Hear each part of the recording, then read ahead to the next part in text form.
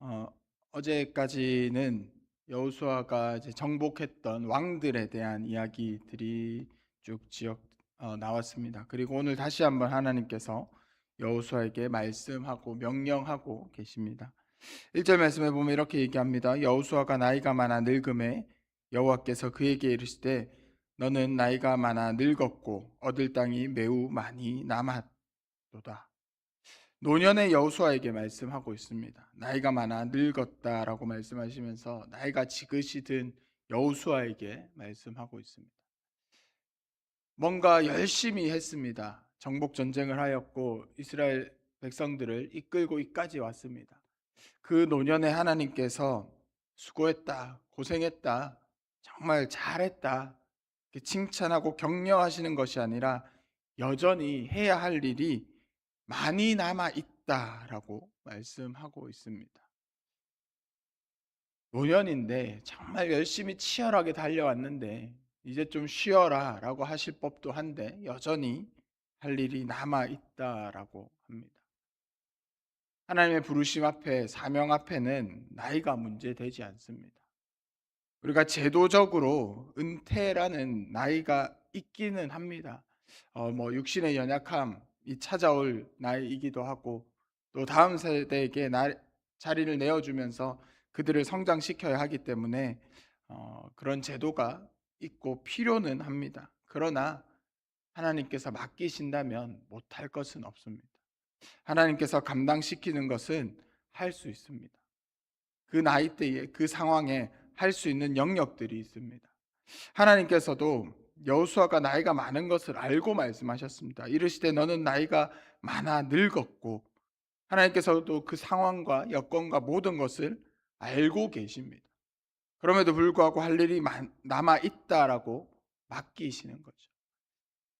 예전에 유행어로 사용되었던 나이는 숫자에 불과하다. 하나님 앞에 하나님의 부르심 앞에는 나이뿐만 아니라 상황과 여건도 핑계 댈 수 없는 겁니다. 얼마 전에 끝났던 그 배구 선수 김연경 씨가 이제 감독으로 데뷔하는 그런 예능 프로그램이 있었습니다. 김연경 씨가 꾸렸던 팀원들은 팀에서 방출당했던 선수들, 실력이 되지 않는다, 너 나가라 했던 선수들, 은퇴하려고 했던 선수들, 그들을 모아서 한 팀을 만들고 이제 프로 선수들과 어, 유명한 팀들과 시합을 하는 그들을 성장시키는 그런 프로그램이었습니다. 거기서 감독으로 하는 이제 김연경 감독이 선수들에게 그렇게 이야기합니다. 핑계를 대려면 수만 가지도 될 수 있다. 할 수 있다는 생각을 가지고 우리가 목표한 것을 이루어내려고 노력해야 한다. 하나님께서 부르시는 것 앞에 핑계를 내려면 우리는 얼마든지 될 수 있습니다. 우리는 부족하지만 우리를 부르신 하나님께서 전능하시기에 우리가 해야 할 것은 그 부르심 앞에 핑계 대는 것이 아니라 전능하신 하나님을 의지하면서 순종하며 나아가는 겁니다. 그러면 내가 일하는 것이 아니라 하나님께서 일하실 겁니다. 우리가 순종하면서 기도하면 하나님 앞에 맡기면 하나님께서 나를 통해서 일해 나가실 것입니다. 새로운 환경이 있고 일하기 어려운 그런 모습이 있을지라도 하나님께 순종하며 맡기면서 전능하신 하나님께서 나를 통해 어떻게 일하실까 기대해 나가는 우리가 되었으면 좋겠습니다. 그렇게 하나님께서 여호수아를 부르셔서 이제 땅을 분배하라라고 말씀하십니다. 7절 말씀에 보면 너는 이 땅을 9지파와 므낫세 반지파에게 나누어 기업이 되게 하라 하셨더라라고 얘기합니다. 9지파와 므낫세 반지파 12지파가 함께 나왔는데 그 중에 9지파와 므낫세 반지파에게 분배하라라고 말씀하십니다. 이미 두 지파하고 므낫세 반지파는 요단 동편에서 분배를 받았습니다. 그래서 이제 남은 자들에게 분배하라라고 말씀하십니다. 그런데 1절 말씀에서 얻을 땅이 매우 많이 남았다라고 말씀하셨죠. 아직 정복 전쟁이 끝나지 않았습니다. 아직 해야 될 일들이 남았습니다. 정복해야 될 땅들이 남아 있는데 그 땅을 분배하라라고 말씀하십니다. 6절에서도 하나님께서 내가 그들을 이스라엘 자손 앞에서 쫓아내리니 너는 내가 명령한 대로 그 땅을 이스라엘에게 분배하여 기업이 되게 하라. 쫓아내었다. 그러니 가서 분배해라가 아니라 쫓아내리니 분배해 주라라고 말씀하십니다. 그 땅 가운데 여전히 가나안 족속들이 살고 있습니다. 그 땅 가운데 여전히 자리 잡고 있는 사람들이 있는데 이 땅은 너희 지파 땅, 이 땅은 너희 지파 땅 분배해라라는 거죠. 그럼 땅이 비어야 분배할 수 있는 것 아니겠습니까? 들어가서 살 자리가 있어야 분배할 수 있습니다. 그런데 여전히 그 자리에 사람들이 남아 있는데 하나님께서 내가 할게 그러니 나눠줘라고 말씀하십니다. 아브라함을 부르셨을 때도 하나님께서는 내가 보여줄 땅으로 가라라고 말씀하셨습니다. 아직이지만 가라라는 거죠. 뭔가 보여주셔야 나아갈 수 있을 것 같고 빈 땅이어야 분배할 수 있는 것이 우리가 생각하는 것이지만 하나님께서 요청하시는 것은 믿음입니다. 하나님께서 요청하시는 것은 내가 할 테니 너는 순종해라라는 것입니다. 보여주신 이후에 네가 갈 곳은 여기야. 그러니 출발해. 네, 주님 가겠습니다. 이 땅 내가 비워놨어. 그러니 이제 나눠줘. 네, 알겠습니다. 라고 하는 것은 믿음이 아니라 확인하는 거죠. 확인하고 싶을 때 주님께서 확인시켜 주실 때도 분명히 있긴 합니다. 부활하신 예수님의 이야기를 들었을 때 도마가 이야기하죠. 나는 그 못자국을 보지 않고는 만져보지 않고 내가 믿지 않겠다. 주님께서 나타나셔서 보여주십니다. 만지게 해주십니다. 그런데 그러고 나서 예수님께서 뭐라고 하십니까? 보지 않고 믿는 자가 복되다 하십니다. 물론 기도하다 보면 너무 답답한 상황에서 기도하다 보면 주님 복되는 것까지 아니어도 됩니다. 확인시켜 주십시오. 라고 하는 그런 기도가 나올 때도 있습니다. 그런데 하나님께서 우리를 기뻐하시는 것, 그럼에도 불구하고 우리가 끊임없이 기도해야 하는 것, 주님 보지 않고 믿는 믿음을 더하여 주시옵소서. 그 기도가 우리의 기도가 되었으면 좋겠습니다. 세상은 보여지는 것이 진실이다라고 이야기합니다. 보여질 때 믿어야 된다라고 얘기합니다. 보이는 것만이 길이다라고 이야기를 합니다. 그런데 신앙은 그리스도인은 말씀이 있는 곳에 가는 것이 믿음입니다. 명령하시는 곳으로 걸어가는 것이 길입니다. 하나님께서 명령하시는 곳으로 걸어가면 홍해도 갈라집니다. 하나님께서 가라라고 하실 때에 걸어가면 요단강 물도 멈추게 됩니다. 그러면 그곳으로 주님께서 길을 내시는 겁니다.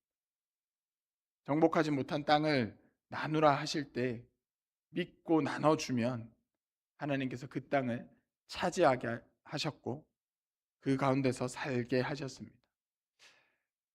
우리가 또 새해를 계획하실 겁니다. 그 가운데 하나님께서 우리에게 주신 마음이 분명히 있으실 겁니다. 아직 확신이 없을지라도 도저히 아닌 것 같을지라도 주님께서 주시는 마음에 확신이 있다면 우리가 믿고 나아갔으면 좋겠습니다. 순종하며 나아갔으면 좋겠습니다. 그때 하나님께서 일하실 겁니다. 그때 하나님께서 우리에게 홍해를 걷게 하실 거고 요단강을 걷게 하실 거고 그 땅들을 나누게 하실 겁니다. 그렇게 또 새해를 계획하며 주님 앞에 순종하는 우리가 되었으면 좋겠습니다. 마지막 14절에서는 이렇게 말씀하십니다. 오직 레위 지파에게는 여호수아가 기업으로 준 것이 없으니 이는 그에게 말씀하신 것과 같이 이스라엘의 하나님 여호와께 드리는 화제물이 그들의 기업이 되었음이더라. 아직 정복이 끝나지 않았지만 모든 지파에게 땅 분배가 이루어집니다. 그런데 레위 지파에게는 땅의 기업이 없습니다.